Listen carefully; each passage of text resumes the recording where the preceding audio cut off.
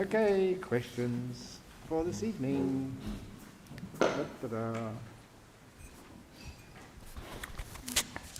Yes, thank you so much. So, here come the questions. Number 1. Can you please talk about Bodhinyana International Foundation? How was it set up? And the website, to Google Sadhu for that? Oh, well look, you know that you have to get Buddhism to fit into the modern age. And so we have in our modern age something we call franchising. So KFC just started with one little store, now it's worldwide. So Bodhinyana just started with one little monastery, and now we have Bodhinyana International Foundations. Soon there'll be a Bodhinyana monastery in a suburb close to you. Wouldn't that be nice? Now what happened is a group of disciples in Hong Kong, so I've been going over there for a long time now, and they decided to make it a bit more formal, to have some society or some sort of group so they can organize all the talks and the teachings and everything else. So they called it Bodhinyana International Foundation, or in short, BIF. Because in Australia, BIF means punching somebody. But it is the BIF Foundation. So I don't know if it's on the website, what it is. It's only a small group of people, but it's just my franchise in Hong Kong. Dear Ajahn, did the devas mentioned in the Buddhist text come from Brahma world or some other godly realm? Were they enlightened beings? Can humans be reborn in those realms? Now it's a nice question, because the devas, they can come from many different realms. And some of those realms, yes, they did come from very high realms, from the non-returner realms. And that's why some great little stories there of monks, or like two sort of people who came from the non-returner realms. And the first of those was a person which they usually call these days Sahampati. And they call him a Brahma, but he was actually from the Anagami realms, because Sahampati was also a monk with Jotipala, the monk, and under the time of Kassapa the Buddha. And that's actually mentioned in the suttas. So, in a previous time when there was a previous Buddha, now it's not just this Buddha, we have had Buddhas before, we'll have Buddhas afterwards. But the previous Buddha to Gautama was Kassapa. And Kassapa had a number of disciples. Two of those monk disciples were Sahampati, I think it was called Upaka, I think, in his time before, and Jotipala. And, Jotipala, they were good friends, meditating under Kassapa the Buddha. And Jotipala, in a future life, was born as a young kid called Siddhartha, of the family Gautama. That was our Buddha. He was a monk under Kassapa the Buddha before. And one of his friends was, I think it was called Upaka, I could get that name wrong, and that was Sahampati. And so, once the Buddha became, Gautama Buddha became our Buddha, Sahampati came around to congratulate him. And also to remind him, please don't just sit there and just bliss out in meditation. Now's the time for you to teach. So Sahampati, who made that request to the Buddha, please teach. There are some with little dust in their eyes. They couldn't have been from Beijing, because in Beijing, and Indonesia as well, there's lots of dust over there now, the forest fires. But in other countries, there's people with little dust in their eyes. So please teach for the benefit and the happiness of everybody. So that's where he went off to teach. And that's Sahampati, he was a mate of the Buddha in a previous life. As was the other person who came, one of the other people, the Devas, who came to see the Buddha under the Bodhi tree after his enlightenment. And that was Gatikara. And Gatikara, he was Jotipala's best friend in the time of Kassapa the Buddha. And I've mentioned this many times to you before. Gatikara Sutta in the Majjhima Nikaya, it just really makes you understand what bodhisattvas really are. People before they become a Buddha. And Gatikara was a potter, he was a non-returner, disciple of Kassapa the Buddha, and his best friend was Jotipala, and Jotipala didn't want anything to do with any type of religion at all, especially those bald-headed good-for-nothings calling themselves, Buddhas. And this was Jotipala, who actually said rotten things, bad words about Kassapa the Buddha, until Gatikara tricked his friends just to come and see Kassapa the Buddha. And as soon as Jotipala saw Kassapa the Buddha, he got so much faith and inspiration, he became a monk. And that was the Buddha in his previous life. Check it out, Gatikara Sutta. And Gatikara was one of the other devas who came down to see his old friend. Jotipala said, we were in the same village in the previous life. I was an anagami, so I got reborn in the anagami realm. You got reborn as Siddhartha Gautama, now you're the Buddha. Congratulations, well done. We were best of friends before. That makes it very beautiful. I really like those. Those are devas, who came to go and congratulate the Buddha. And sometimes they're from the anagami realm. Sometimes they're all sorts of other realms as well. So yes, there are devas in the Buddha's text. They come from the Brahma world. Sometimes they call that the Brahma world. That's why I answered, they call it Brahma Sahampati, because it's the anagami realm.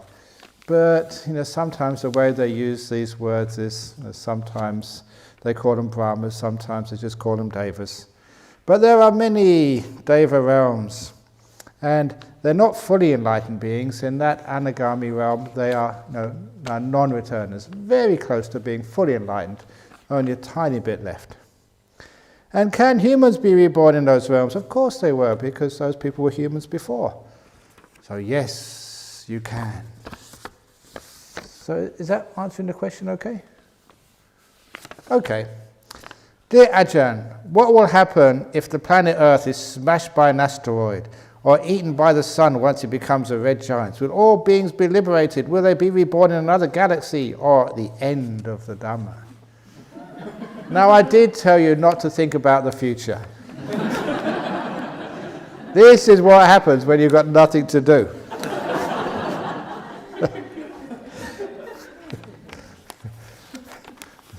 So just wait and see. When it happens, then you'll find out. So look, the Buddha actually said there are other planets. There are other beings in this great universe. So actually 2,500 years ago, the Buddha said, yeah, there are aliens. And I know there are aliens because I've been to Heathrow Airport and I've seen a channel. It says up there, EU citizens, you go to one channel, and aliens, you go to another channel. It says it there, I've seen it. So I never saw any aliens going through, but it did say a channel for aliens. Isn't that correct? Yeah, it is. So they have aliens there somewhere. And actually, we were just watching I think a couple of weeks ago, somebody said, so you have to watch these YouTube things about aliens. And apparently, the people in the know say there are 4 different species of aliens. And one of them, what's the other one's called? No, one of them is called, absolutely true, this is what they said, the Nordic blondes. And they are indistinguishable from people from Norway and Sweden. We've got one over in Bodhinyana Monastery, Ajahn Brahmali. I always was very suspicious. Now I know. He's an alien.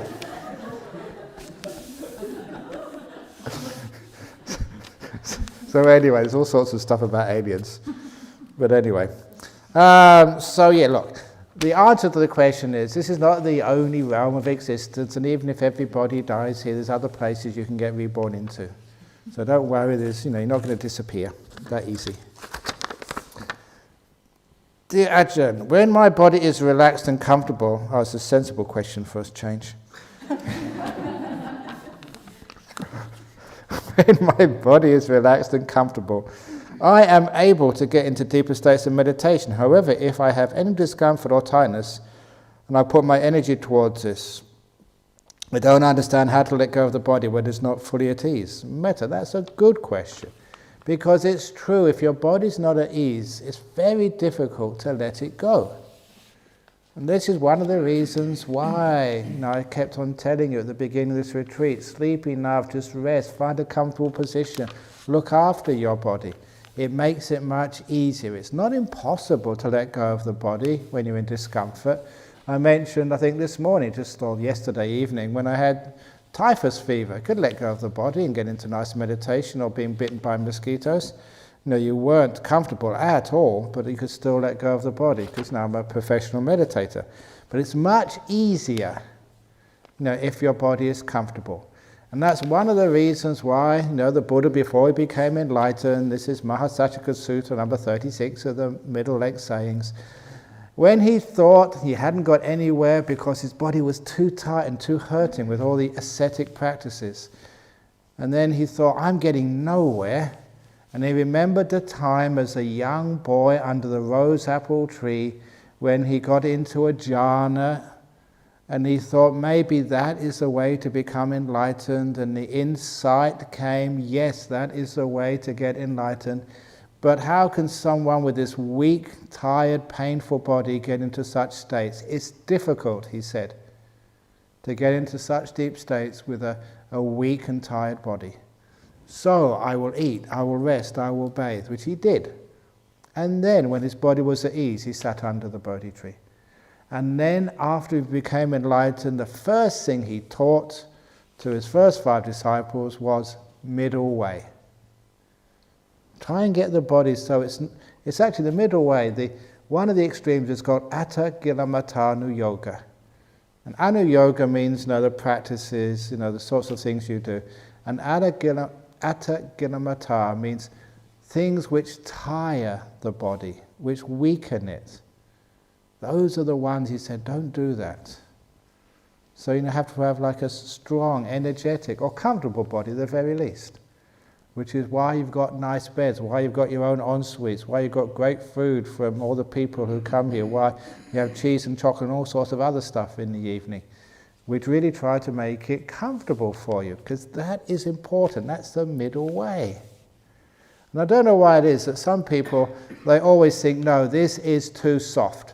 If you're going to be enlightened, you have to be a tough guy. No namby-pamby cream puffs ever get enlightened. You've got to sit on broken glass for 6 hours without moving. And if you move, you're going to miss the opportunity to become enlightened. Even though your blood dries up and your bones turn to dust, I'm not going to move. Have you tried that? I tried that once. I lasted 45 minutes and I was in agony. That was when I was starting meditating. That is not how you get enlightened. This is one of the great teachings of the Buddha, but which is missed far too often. Too many people think that, no pain, no gain. And that's not the way of Buddhism. It's no joy, no samadhi, no stillness. That is how the Buddha taught. So please don't be too ascetic. And it's always the case. Even you're lay people and you think you're slack, you're not. You always tend to be far too tough on yourself. So that's, I keep on saying that because I try and get you just to be in the middle path. So it's this great question, when your body is relaxed and comfortable, you can get into deep states of meditation, exactly. So part of meditation, the preparation, is finding how to get your body nice and relaxed and comfortable. And then meditation is so easy. What were the 3 mantras you said this morning? I don't know, what did I say this morning? I live in the present moment. Let go of the past. And one was Om Mani Padme Hum. You know the Om Mani Padme Hum, the Tibetan one. And Namo Tassa and Namo Buddhaya. Namo Buddhaya is very nice that those from Indonesia, that's the way Theravada Buddhists greet each other. Because, the Mahayanas say Amitofu to each other. Not tofu. Ami. Whatever it is. And Theravada say Namo Buddhaya, which just means homage to the Buddha. So that's what it really is. So those are the mantras this morning. Ajahn Brahm, I asked my mind whether it would prefer to watch the sunset or do walking meditation inside. Trouble is, I cannot tell whether it is my mind or my will which is answering. How do you distinguish between the mind and the will? You just ask the question and shut up and see what comes up. And as long as it's not you, you just ask the question, no, do I want to watch the sunset? And when you're mindful enough, you just know this is what, my mind wants to do. And you've got the right answer if you're nice and peaceful and comfortable. You don't feel tense anymore. So if you feel like nice and at ease and happy and no tension, then fine. You're answering what the mind wants to do. When it comes from you, an ego, nah, I want to get enlightened. Nah, watching the sunset is for cream puffs. Nah, I didn't come all this way from wherever you came, just to watch sunsets. I can do that. Actually, you can't do that in Singapore. Too much pollution from Indonesia. I was there, last month, and all these forest fires. So anyway, if it comes from a sense of ego and sense of self, then it's willpower. But if it comes from wisdom power, then you feel very peaceful afterwards and you realize it's a nice thing to do. What is the difference between Theravada, Mahayana and Tantrayana? Okay, Theravada is my Buddhism and that Mahayana and Tantrayana stuff. That's what some people could say. But that's rotten if you happen to be one of the other group. So Theravada is supposed to be the small vehicle. And I call it the humble vehicle, the simple vehicle. And small vehicles, number one, they are excellent, for not emitting so many greenhouse gases. Big vehicles are really terrible. They contribute to climate change, all these big Mahayana vehicles. And number two, it's so hard to find parking space for big vehicles. So small vehicles are cool. So that's why I like small vehicle. They're very easy in the traffic. So somebody once told the joke, Mahayana is supposed to be big vehicle. Big vehicle, small vehicles, all vehicles will be towed away at the owner's expense. Which is actually quite nice. So there's only one Buddha, so what is the difference here? Just people make these differences, as if there's like different types of Buddhism. There's only one type of Buddhism. And what is that Buddhism? Eightfold Path. And keep it Eightfold Path, keep it simple, that's what the Buddha taught. And forget about all this Mahayana, Tantrayana, and Mahayana and other yanas and stuff. It's all just Buddhism. Because usually what happens is just, it's just basically it's ego. My Buddhism is better than your Buddhism. Ours is the fast way. Do you want to go the fast way? This is the fast way. Eightfold Path. But people are always competing with each other, and I don't like competition. We should be cooperating. So these days, actually, many Theravadins, Mahayanas, actually the Mahayanas and the Theravadas are being honest with you, are the best. We cooperate. So Vajrayanas are the ones who don't usually cooperate very much. And that's really quite telling. So Mahayanas and Theravadas, we get on really well these days. That's why I founded this Australia Sangha Association. And it's so easy to get the Mahayana monks and nuns together with the Theravada monks and nuns. We try and get a Vajrayana monk, and it's just so tough. So anyway, that's no real difference. Dear Ajahn, why do people who have NDE, that's near-death experiences, floating out of your body and be able to see interesting things, why do people who have NDE often say they are not fearful of death anymore?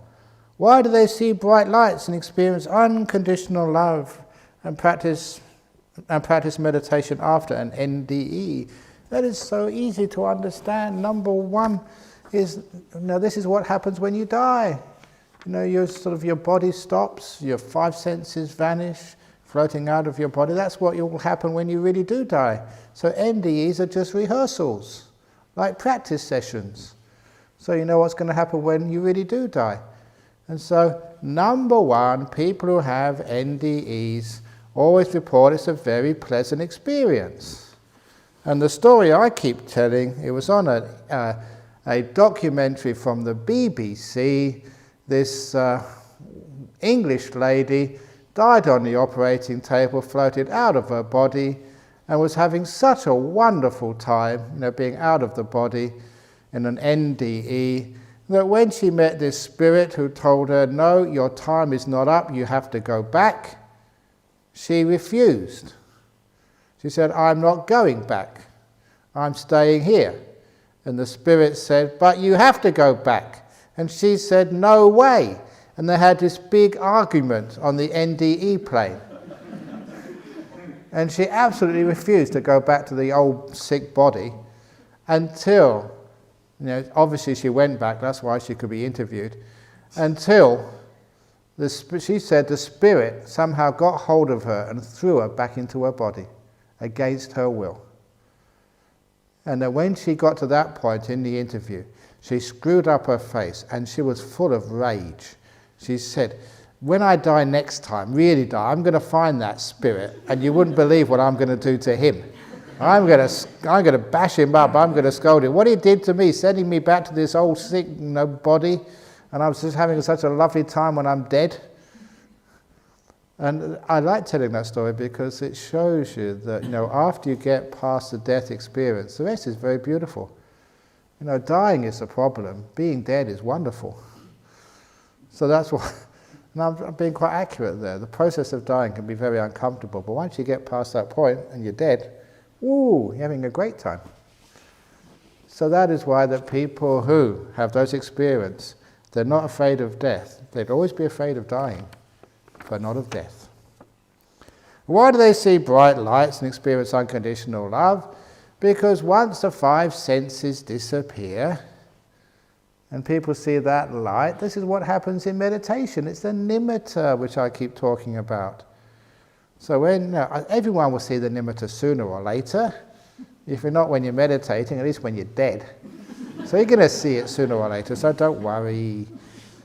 And so when you're meditating, I was saying everything gets very still and your five senses, they vanish. You can't see, you can't hear. Even if somebody shouted, you won't be able to hear them. And then you can't feel your body anymore. They can pick you up. If you get into these jhanas, just knowing it's a time for you to go back to Switzerland, we'll just put you in the aircraft and you won't know you're in the aircraft, and when you come to, you'll be back in Switzerland again. Easy. You wouldn't even know anything about it. That's true, you can't feel anything. But you're perfectly healthy, perfectly aware, perfectly safe. So that's actually what happens. Your five senses disappear. When you get into these deep meditation states, five senses disappear and see this beautiful light in your mind. Exactly the same light you see when you die. And if you can manage to get into that light, you get into the jhana realms. And when you're in the jhana realms, there's this incredible bliss. And what really fascinates me is just the way that people describe that bliss, of the jhana states. And in the first jhana, often they describe it as pure love. Because ecstasy and pure love, when you're totally accepted, there's nothing wrong with you. It really is good enough. There's no criticism or judgment on you anymore. That's what people experience in these, when they merge into this beautiful light, in an NDE, or if they do it in meditation. So you can experience all this right here without having to die. It's much more convenient because it doesn't scare the hell out of your relations. If you're in an operating table and you lose your heartbeat and your brain starts to stop working, people get very concerned. But here on a meditation retreat, you can do that with perfect safety. So it's exactly the same. So I often describe that when you do meditation in this style, it is learning how to die. This is dying lessons. Dying 101, otherwise known as Ajahn Brahm's retreat. Are you scared? Oh, it's wonderful to let go of this body. Dear Ajahn, you used to teach at the end of every meditation, enjoy the way you feel. What worked, what didn't. This is an almost automatic part of how I practice, though I focus more on what worked rather than what didn't. Recently, when you guide the meditation, I've noticed you only seem to focus on number one, not so much on the second reflection. Is there a reason? Is it okay I still do both? Yeah, of course it's a reason you do both. You know, one of the reasons I do one day and another the other day, just, to change things around a bit. I get very bored teaching the same meditation every time, again and again and again. So I like to swap it around, make it a little bit different every now and again. But both of those are really good. And the reason they're very good, at the end of your meditation, you stop and you reflect. What worked? And how do you feel? Because that way that you are noticing that there's no such thing as a bad meditation. It's one of the great insights I got from one of my first teachers. He said to me, there is no such thing as a bad meditation. What you take as a bad meditation, is still better than not having meditated at all. You still get a little bit more peaceful, a little bit more centered. Even if you think it's a hopeless, it is actually quite good. And I started to notice that by asking at the end of every meditation how I felt, and I really noticed, it was actually an improvement. And I also wanted to know, what did I do which worked, and why didn't it not work? What were my mistakes, and what were the things which were skillful means, which were very effective? So I learned by that process, what the meditation is always really beneficial, and also I became very skilled in learning from what went wrong, but also learning from what went right, which is, again, far more effective to learn from what goes right. So that's how you learn. So it's still a very good thing to do.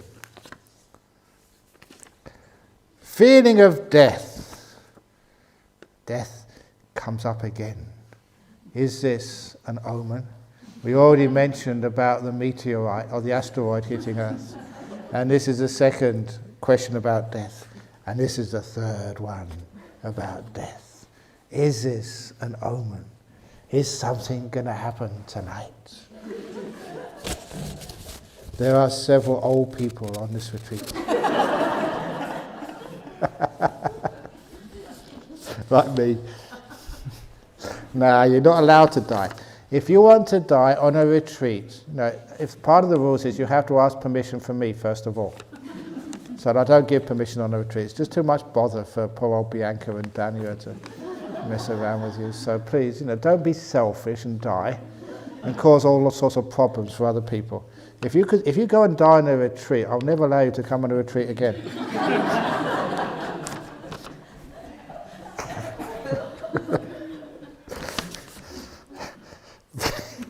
Fear of death sometimes arises during my meditation. How should I handle it? I just do it. Just you're going to die, just die and stop being afraid of it. No, it's actually, the answer is good at the end here. Should I just say on that, should I just say, oh, that's good enough. At least I'm not dead yet. Excellent. So you get the fear of death and you say, I'm not dead yet, so that's pretty good. So you're ahead of the game. Sometimes the fear of death comes because we can be afraid of everything, just projecting onto the future. Come into the present moment. You're not dead yet. So, when you die, you think about it then, but not now. Ajahn Brahm, a lot has been said about this month's astrological events, really, such as we are moving into a new dimension of spiritual awakening. Half the population will be wiped out. Ooh. It's interesting.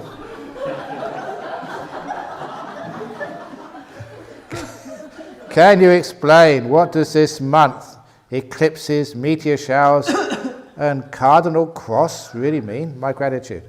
Okay, please excuse me, that's a lot of go, my young. They've been wonderful. This is my 63rd year, and people have been saying that all this time, when I was really young, remember people of my age, they had that musical Hair. We're moving into the age of Aquarius, an age of spiritual evolution, And just after the age of Aquarius, we got Ronald Reagan, we got Margaret Thatcher and Tony Blair. Where was the age of Aquarius? It got really lost somewhere. The Iraq wars and goodness knows what else. So it's a nice thought we're having a spiritual awakening, but it's always much of the same. That some people sort of, they follow some spiritual awakening. Other people, they get into really strong materialism. Some people are cruel. Some people start terrorist organizations. And the half of the population will never be wiped out. There's always some people will die. A lot of more people get born. And what does this mean? Eclipses always are happening. Meteor showers, they're always there. I don't know what cardinal cross is. What's cardinal cross? I don't know. But anyway, basically it's business as usual and always will be. Unfortunately. Dear Ajahn, your noble silence tonic has magically prevented words of lies, intentional or unintentional, coming from mouths during retreat. Mental and physical vices too. Is it really a layman's tonic in lieu of mindfulness only? No, not noble silence. Sometimes when we speak, sometimes we don't speak with enough care, which is one of the reasons why one of the sayings is, if you can't improve upon the silence, then don't speak. And a lot of times, a lot of chatter is just meaningless, garbage basically. We speak just for the sake of speaking. And most of the time, what you say, hardly anyone is listening anyway. So the best thing to do is to be silent. And then if you're really, really silent, it's the old saying of the Buddha, that it is the great rivers which flow silently. The small streams make all the noise. It's a lovely saying, isn't it? So which do you want to be? The big, deep river which flows silently, or the small, superficial stream, always bubbling and saying stuff, like me. Well, I have to do this, it's my job. So it's nice to be quiet, and so sometimes you start to learn from noble silence just how foolishly we've talked when we didn't really need to. And it's amazing just how much friendship and bonding you have on this retreat with the people in the same cottage just by being there and just by a smile every day. And you can actually be so much friendly. And when you open your mouth, if you open your mouth too often, you're always going to eventually say something which people misunderstand and get offended by. And I still remember there was a couple, I think they're still around, I haven't seen them for a couple of years. There was a couple who had this almost perfect marriage. He was an Australian man who married a Thai girl. And he couldn't speak any Thai, and his wife couldn't speak any English. And they were so happy together. Absolutely true. They couldn't understand a word of what each other was saying. And so they never got into an argument, not once. So a lot of the times, isn't it nice that we don't talk so much? So noble silence is beautiful. And even though when you leave here you start speaking, but maybe you might not speak so much. Only when you really need to. Only when you can improve upon the silence. Thoughts are relatively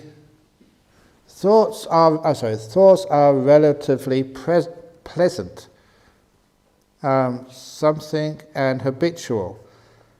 The present moment is not pleasant, not habitual.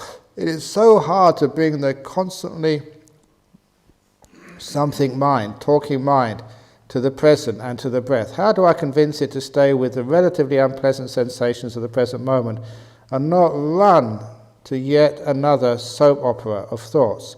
I feel trapped. I want to analyze less and know more. Yeah, that's a very good point, that sometimes the present moment is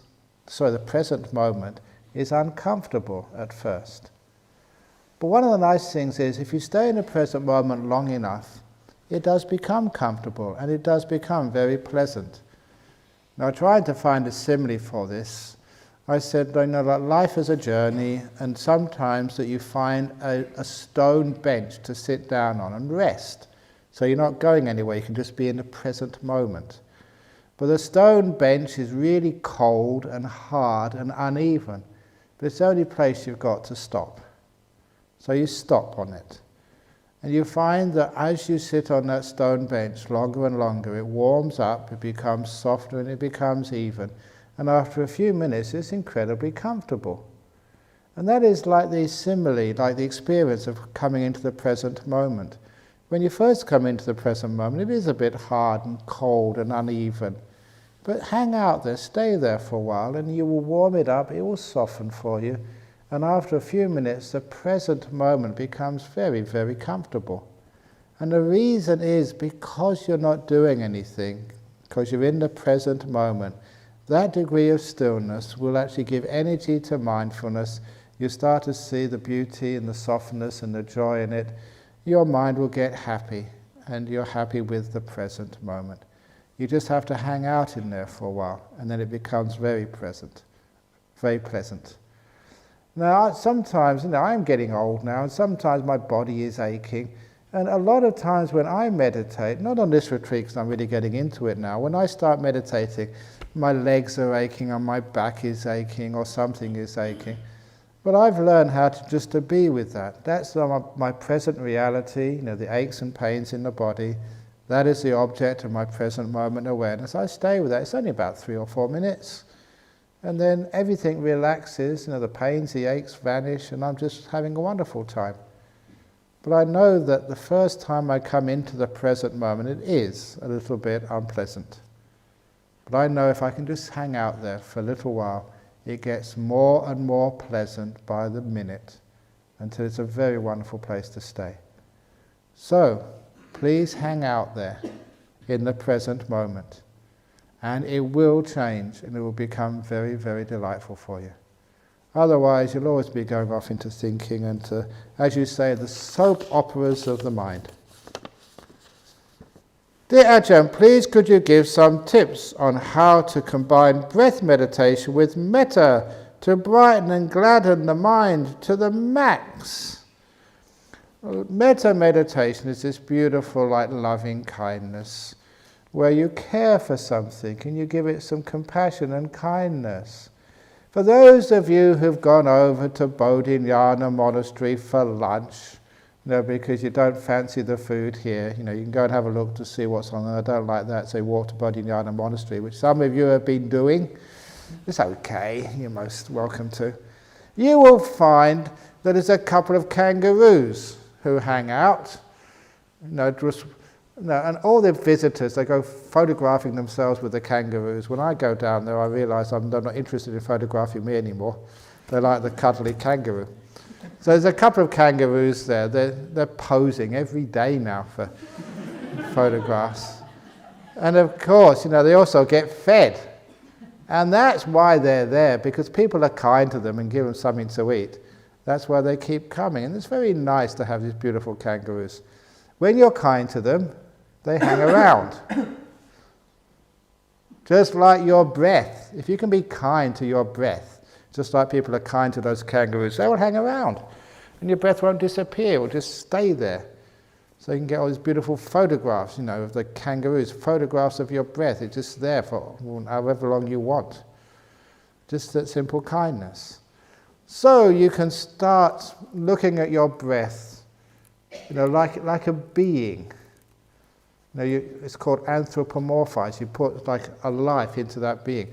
Just like you have loving kindness sometimes towards your car. You even give it a name. People do that to their cars. Or even to your computers. I've done that for such a long time, and it actually works. If you give loving kindness to a machine, it works much better. And I did this, with the old cement mixer which we had, when we first came to Bodhinyana Monastery. That was my cement mixer. I was the main builder. And absolutely true, other monks could not get it to work. It would not work for them. And I would just go up to it and I'd actually stroke it. There you go. No, these other monks, they don't care for you, but I do. Nice cement mixer. Pull the cord, it will work every time. Have you ever had experiences like that? Sometimes people told me that their car would not work, and they went up to it, and they were kind to it, and it worked. Somebody told me, I think on the last retreat, that they were working in an office and the photocopier was bust. So someone had put a sign on it, out of order. But the sign had actually fallen down. So he went up to it and he was saying, "Oh, nice photocopier. You don't mind doing a few photocopies for me?" And it worked perfectly for him. And people couldn't believe it worked for him. And the best story, it's in the Good, Bad, Who Knows book. And as we were going through it, Venerable Kimberler said, "Is this actually true? Did it actually happen?" And it did happen. One of the people who came to stay in Bodhinyana Monastery for 1 year, he went back to Germany to study, and when first day he was on campus at this university somewhere in Germany, the first day he went past an ATM machine, and he heard a noise from the ATM machine. He called it a gurgling noise.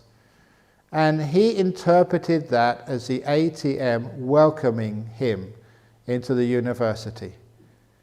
And so, he actually was kind to the ATM afterwards. Always said hello, guten Morgen, to the ATM machine.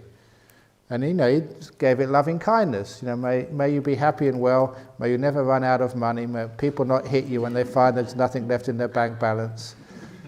He was always really kind to it. And he said after 3 or 4 months, in that campus, he was having his lunch on a bench within a few meters of that ATM machine. He could see it. No one had been close to the ATM machine for at least 15 minutes when the ATM machine gurgled again. And as he looked at it, after it gurgled, a 20-euro banknote came out of the machine. No one had put in a card. No one had pressed any buttons. It just came out. So he went up to it, took it out, waved it around. Does this belong to anybody? No one claimed it, so he put it in his pocket. That's what happens when you're kind. The ATM machines are kind back to you. Try that. So if you can be kind to a machine, and I've done that to machines, being kind to them, stroke them, chant at them. I was just arrived in Oslo last time I was up in Norway, and just out of the airport, and I had to rush to go to a talk, and the boom gates were stuck in the car park, and all these people were out of their cars, swearing and trying to call up somebody to try and get the boom gate to open up. And what did Ajahn Brahm do? Nice boom gate, may you be happy and well. And it opened up straight away. My driver, he was really impressed. So you ask him. So this is what you can do, when it gets to a machine. So how about doing that to your breath? Oh, nice breath. Oh, thank you. You've been looking after me ever since I was born, coming in and going out, even though I'm not paying any attention to you. Even when I'm sleeping or I'm sick, you've always brought oxygen into me and always taken these waste products out. Thank you so much, breath. You've been so kind to me, serving me without stopping. Thank you so much. I really like you, breath. And as soon as you look at the breath like that, it becomes so pleasant to look at. And you can just watch your nice little breath for hours and hours and hours. Just like you can actually have a cat on your lap and stroke it for hour after hour after hour. It's very pleasant when you give it loving kindness. So if you give loving kindness to your breath becomes very pleasant. And then you're just watching your breath, and just no effort needed at all. So see if you can anthropomorphize and look upon your breath like a being you've neglected for such a long time. So be kind. Breath, you can come in whichever way you want. Slow or fast, it's up to you now. And I really care for you, breath. Thank you so much. You're so sweet and so nice to me. And then it's so easy to get into deep meditation. Dear Ajahn Brahm, what is the importance of jhana? Jhana is the way to become enlightened. That's how important it is. And without jhana, there is no enlightenment. And that's, again, in the Mahamolunkhya Putta Sutta, number 64. It says you cannot be enlightened without jhanas. No more than you can get to the heartwood of a tree without going through the bark and the sapwood. That was the simile the Buddha gave. You're going to get to the heartwood, the pith of a tree. And how can you get to that without going through the bark and the sapwood? You have to go through those things to get to the pith, the heartwood. He said, just like you have to go through jhanas to get to enlightenment. There's no other way. So said the Buddha. But of course, when I first heard that simile, to get to the heartwood of a tree without going through the pith and the bark, I thought of all sorts of, now how can you do this? Maybe you can go through the root, right to the end of the root, or maybe you go through the leaves and the twigs or whatever. And you always think of trying some ways around these things. And just like jhana, we always want to find our way around it, so I don't have to get into jhanas. But fortunately, there's no other way. That is why the jhana is the eighth factor of the Eightfold Path. It's jhanas, it always is. It's always defined that way, always explained that way. Samma samadhi, it's jhanas. So, you have to do the Eightfold Path to become enlightened. You have to need jhanas to become enlightened. That's why we teach jhanas, so you can become enlightened. So that's its importance, it's fundamental.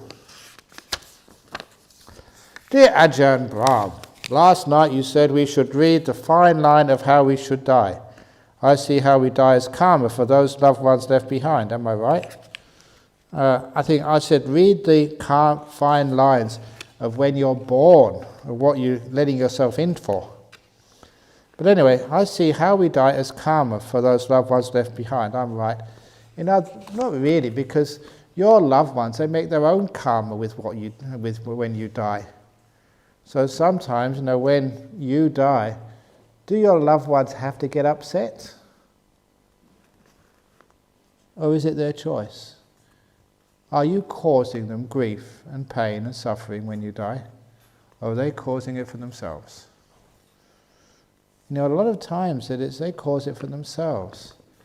When they say, oh, don't die, I'll be so sad. That's your choice to be sad or to let it go, to be wise. And you all know that simile which I developed after my father died. Life is like a concert.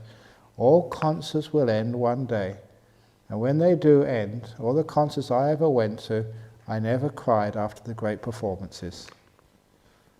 When the concert was over, I felt grateful, privileged to have been there in some of the most amazing orchestras and bands. I was there and I heard that. That was such a wonderful experience. Yeah, it was over and I wouldn't hear it again, but I wouldn't miss that for the world. That's how I felt when my father died. It's when my mother died as well a couple of years ago. What a wonderful time we had together. Thank you so much. No tears, a sense of joy and happiness. I had such a great people as my parents. You don't have to cry and feel sad when your loved one dies. That is your choice. So when you die, you're not causing other people bad karma. It's their choice whether to look at your death with wisdom or whether to look at it with stupidity and cause a lot of suffering for themselves. So it's their karma, it's not yours. The one who dies, that's all they do. Obviously, a tragic and painful death leaves a lot more suffering to those left behind than someone who had a long, healthy life. No, it's just both. A long, healthy life, you can't have a long and healthy life. The longer you live, the more chance of being sick. And I've never seen a person who is old who is healthy. Because this is what happens to you when you get old. When you get old, you lose your sight. You need glasses. You can't hear very well. You need hearing aids. Your hands start to shake. And your legs are very weak. You have to help people lift them off the ground, off the floor. Sometimes you need these Zimmer frames to walk. That's what happens when you get old. When you get old, everything gets weak except for one thing. The one thing which gets stronger with age: your mouth. Old people can really talk. Eyes go, ears go, hands go, legs go, but their mouth always gets stronger every year. Anyhow, so a tragic and painful death. Yeah, painful deaths are not very nice, but a lot of times there's great ways of overcoming the pain of death, the physical pain. It's the mental pain which people find it hard to deal with. And that is something which Dhamma, meditation, can help you with, the mental pain. And that mental pain, the Buddha once said, even though the body is sick, the mind doesn't need to be sick. Even though physically you may be in discomfort, there's no reason why the mind should be in discomfort. And you can see that many times. Some people are just amazing people. They're in great pain, but they're happy, peaceful. And those are the people you realize they are wise. That's often the time when you know that's a monk has been practicing properly, a nun has been practicing properly. Not they can just sit there and look very enlightened, but when they're suffering, when they're about to die, that's usually the time you can understand what they've been doing all this life. If they can die with peace, without being too upset, then you know that they know how to let go. And you can do that. Okay, just little similes, little stories. My toothache, years and years and years ago. I had this terrible, terrible, terrible toothache. No way could I meditate, no way could I sleep. I was up about 2 o'clock in the morning, and it was just my whole mouth was exploding with pain.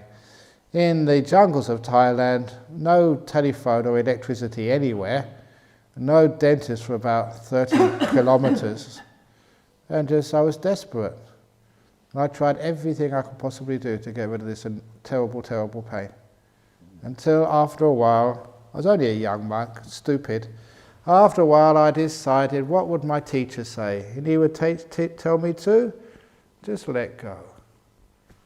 And so I actually did that, I let go.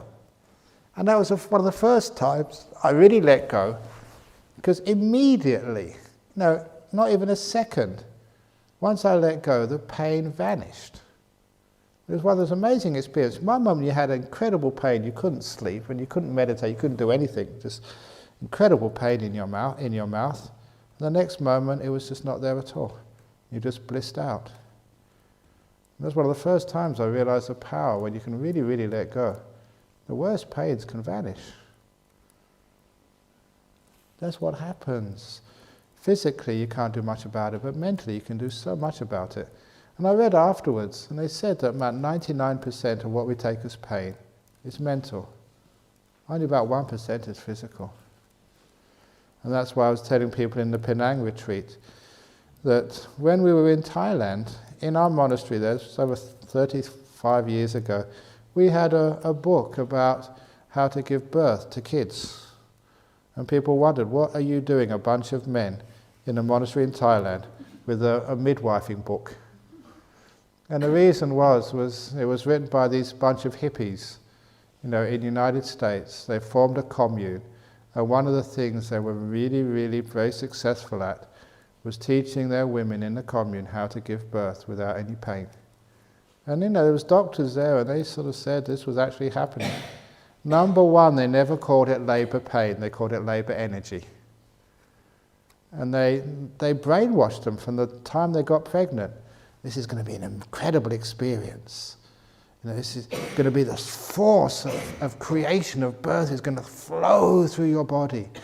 Don't resist, don't fight it. Just go totally with it. Let it be. And had all these incredible experiences of women describing their births without any pain at all. And I thought that was just a weird book we had in our library.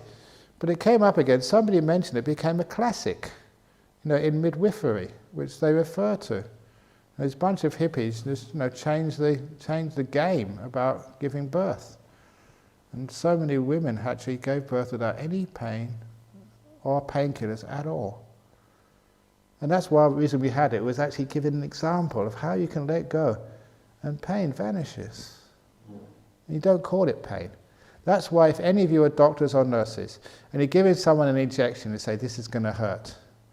Don't say that, for goodness sake. This is going to hurt. Then it does. Just give them something. This is just going to be just an incredible feeling, which is going to come up. That's what it is. But don't call it pain, because that makes it painful. So actually, this is this. What was the question anyway? Anyway, somewhere down there. Next question. Dear Ajahn Brahm, can we reach enlightenment if we are married? No, you have to get divorced before you become enlightened. Of course you can become enlightened when you're married. Can you elaborate into why some of us are desperate to get married and some don't care? It's being desperate is a problem here. Don't be desperate to get married. If it happens, it happens. If it doesn't happen, it doesn't happen. Don't be desperate. So if you're not married yet, go and talk to someone who is. And that will change your mind. And if you are married already, just make the best of it. It's not sort of all bad.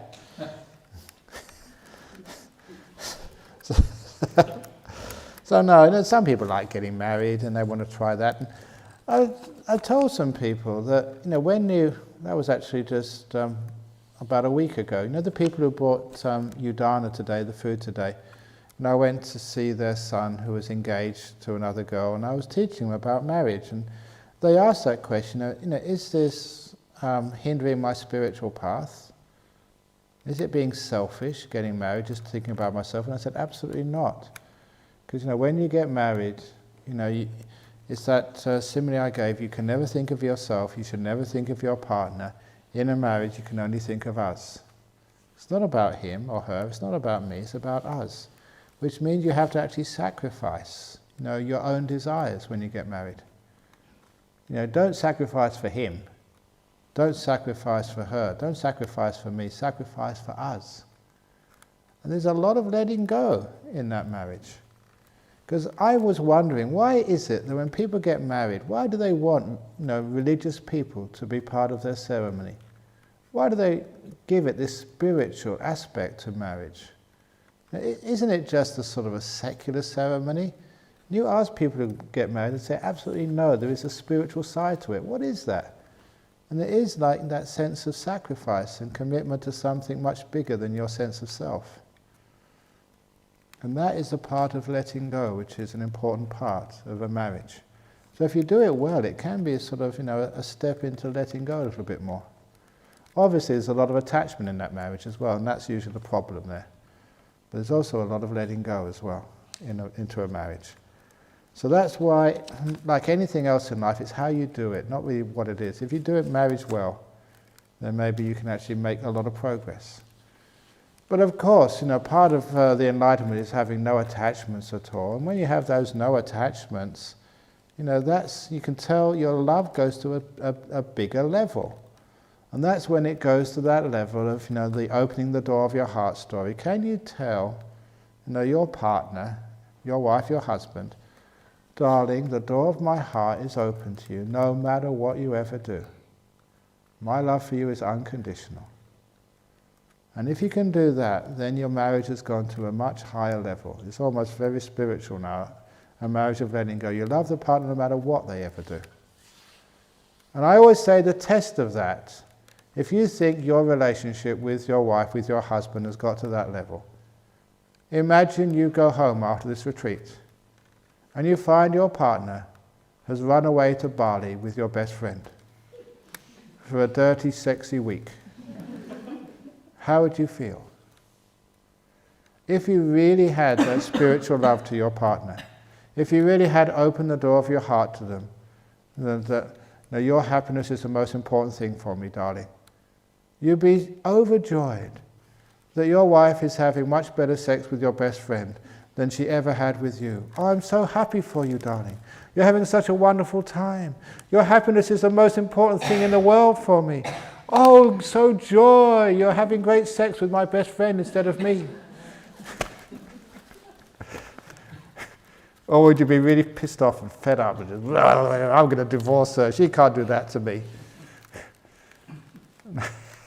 A lot of people can't have that unconditional love. Sometimes there's too much ego, too much pride involved in a marriage.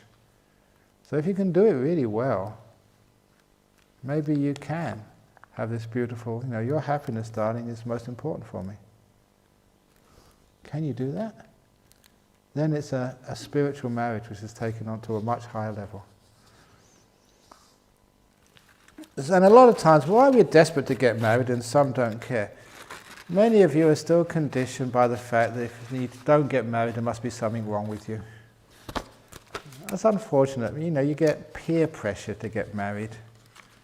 And that's a terrible, terrible thing. Instead we should have that choice. And it's a wonderful thing in our modern age. Everybody now has that choice, to get married or not get married. And the pressure on you is not that strong anymore.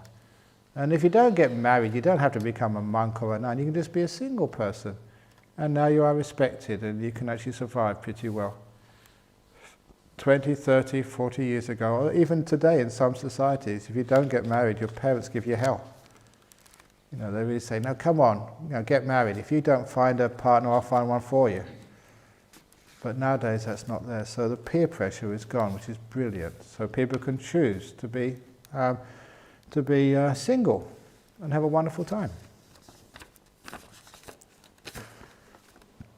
Okay, that's the other one now. Okay, only a couple more questions and I'll finish. Ajahn Brahm, you said something about getting into politics and fought for a Buddhist country. Not fought for a Buddhist country, am I right? No. A country isn't Buddhist. A person is a Buddhist, not a country. I've never seen a country take the 3 refuges and the 5 precepts. I've never seen a country shave its head and wear brown. It's... People can be Buddhist or Christian. I really sort of object to say that this is an Islamic country, or this is a Buddhist country, or a Christian country. That's ridiculous. Countries aren't Buddhist. People are. And you never find a country with 100% anything.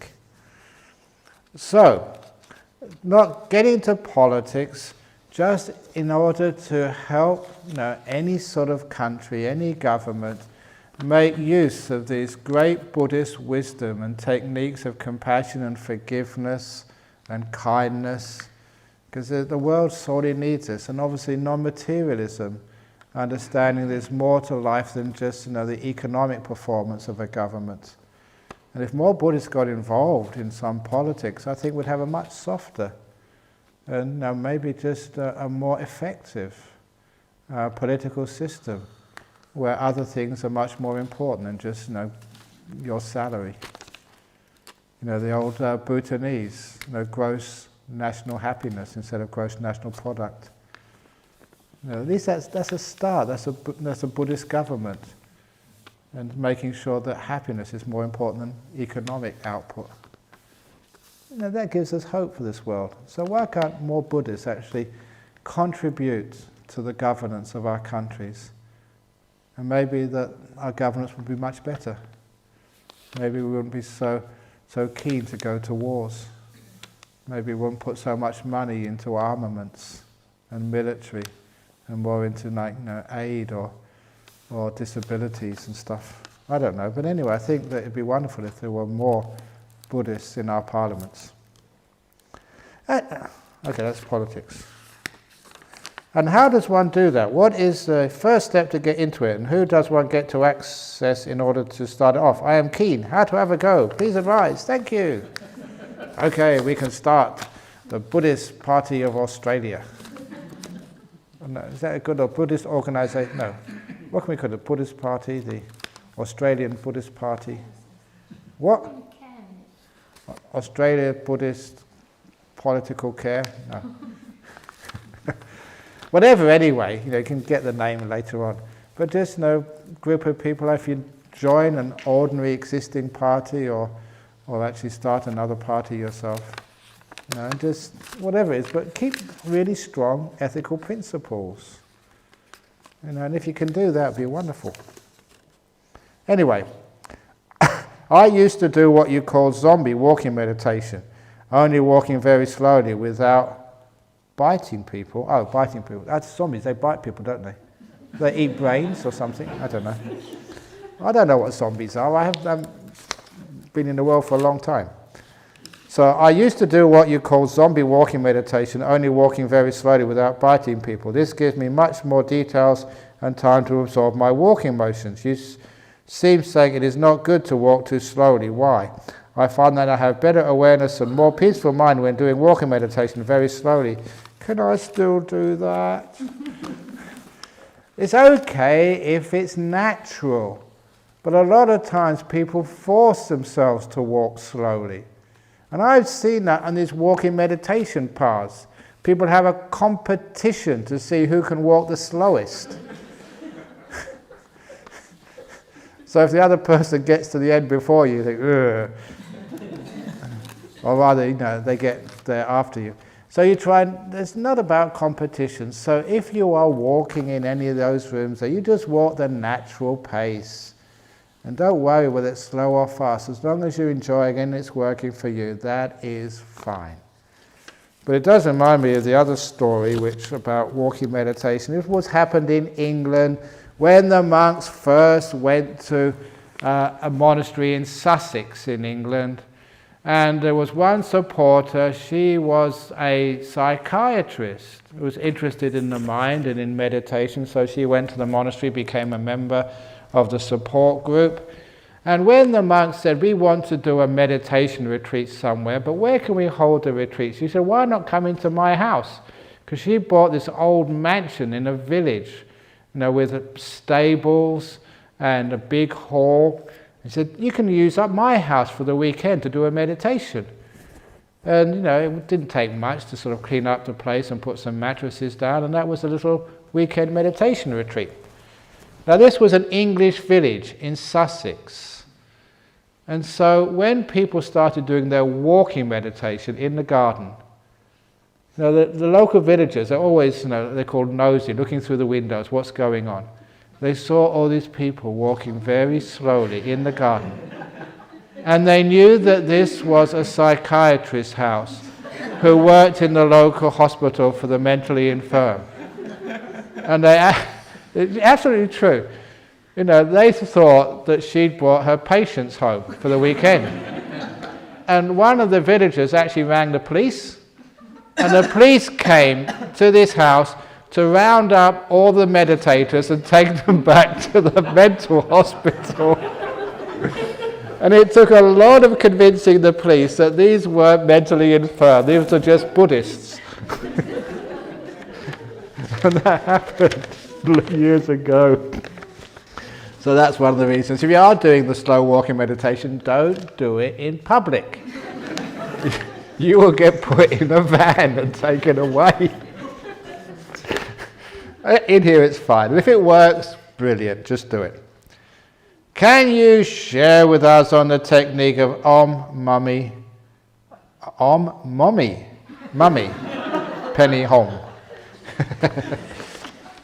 Mani, padbi hum. So anyway, that is just, I think I mentioned it enough already this morning. Mani, padmi hum. You recite it to yourself over and over and over again. Because when you recite it to yourself, it means you can't be thinking of anything else. It's a way of focusing the mind. And then you put spaces between the words. Mani, padmi, hum. The length of space depends on you, but put a small space first of all. And then after you've done a small space, for a minute or two, then you can lengthen the space. Mani, padmi, hum. And as you lengthen the space, you have silence. And if thoughts come up, you close the space down. You go back to mani, padmi, hum. Hardly any space at all. That way you crowd the thought out. And as you settle down, you can put the spaces in again and lengthen them and lengthen them. That way you can adjust that method to suit just how quiet your mind is. If it's a very restless mind, you have to open up the spaces very slowly. But sooner or later you calm down enough. You have to calm down enough, and you can start putting the spaces in and lengthening them and lengthening them and lengthening them until you have so long spaces that you have silence. It's a great way of getting silent awareness by doing the Om Mani Padme Hum. And it doesn't have to be Om Mani Padme Hum. As I said earlier, it can be any set of words, Namo Buddhaya, but then it's with the syllables, Na, Mo, Bud, Da. Yeah, 5 syllables. So that way you can actually put spaces, and it's a great way to start to appreciate the silence between the words, and that's brilliant. The last question. Oh, it's not a question. It is praise. So I should have actually mentioned, if you have any complaints about this retreat, please go and see Bianca at the back, or Dania, she's in the hall over there. So the complaints go over there. Any compliments, please come here.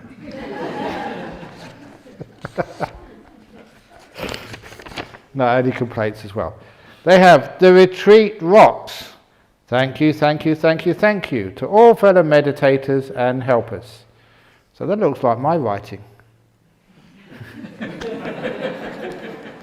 No, it's somebody else's writing. So thank you for the nice compliment there. And I hope the retreat is rocking, and I hope you're having a nice time. It's only, what is it, the 3rd day, the 4th day? I don't know how many days are gone, how many days are to come, but who cares anyway? There's lots of time left. So please just go very slowly, always in the present moment. Don't be a prisoner of time. Don't even look what time it is. If you feel energy, then carry on meditating. If you feel tired, go and rest. Whatever time you get up in the morning. That's what Ajahn Chah used to teach me. He said, when you wake up in the morning, just get out of bed first, and then look at the clock. You know what happens? You look at the clock, 3 o'clock, oh no, and you go back to sleep again. Instead of doing that, you get up, yeah, and you look at the clock, oh dear, 3 o'clock, but I'm up now anyway, so you carry on meditating. It becomes natural. You can always go to bed again afterwards. But get up first, and then look at the clock. It's much, much better. So you're not a prisoner of time so much. And then just doesn't matter how long you sleep. If you don't sleep long tonight, you can always sleep a bit longer tomorrow night or in the afternoon. And anyway, you can always catch up on your sleep when you're in your coffin. You can sleep as long as you like in your coffin. So that way you can enjoy yourself. If you've got energy and happiness, carry on meditating. If you want to go for a walk or have a cup of tea or coffee, the restaurant is open at all hours of the day. Sort of, not restaurant, is it? But tea and coffee are always available, or juice or other stuff. So just enjoy yourself and have a wonderful evening. And I'll see some of you tomorrow morning. Not all of you, obviously, because I know the only reason why you're not all here for the morning is because you probably meditate till 1 or 2 o'clock in the morning. Isn't that the case? Okay, it's just my wishful thinking. So have a good night.